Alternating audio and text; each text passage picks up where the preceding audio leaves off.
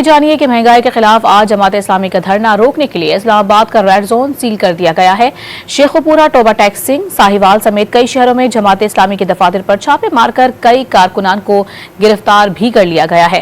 امیر جماعت اسلامی حافظ نعیم نے مشورہ دیا ہے کہ حکومت دھرنے میں رکاوٹ ڈالنے سے گریز کرے۔ جماعت اسلامی کے رہنما امیر العظیم نے ہر صورت دھرنا دینے کا اعلان کر دیا۔ جماعت اسلامی مہنگائی کے خلاف آج اسلام آباد میں دھرنا دے گی۔ اسلام آباد انتظامیہ نے ریڈ زون کو سیل کر دیا۔ نادرا چوک، سرینا چوک، ایکسپریس چوک پر کنٹینرز پہنچا دیے گئے۔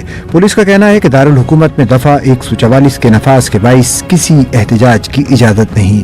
دھرنے کو ناکام بنانے کے لیے پولیس کا کریک ڈاؤن بھی جاری ہے۔ شیخوپورہ میں پولیس نے جماعت اسلامی کے ضلعی دفتر پر چھاپا مارا۔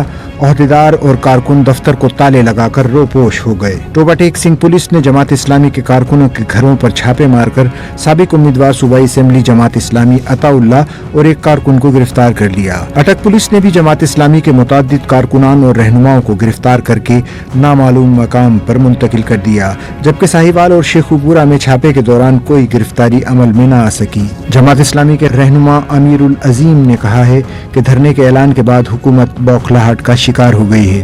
ملک میں چھاپے مارے جا رہے ہیں جماعت کے دفاتر پہ، کارکنوں پہ، اور جو قافلے روانہ ہو گئے ہیں انہیں گرفتار کیا جا رہا ہے۔ 20 لوگ اس وقت تک گرفتار ہو چکے ہوئے ہیں۔ یہ ظلم اور زیادتی قابل مذمت ہے، یہ بکلاہٹ ہے حکومت کی، یہ ہمارے راستے میں دیواریں نہیں کھڑی کر سکتے۔ جماعت اسلامی کے رہنماؤں نے اعلان کیا کہ ہر صورت میں دھرنا دیا جائے گا۔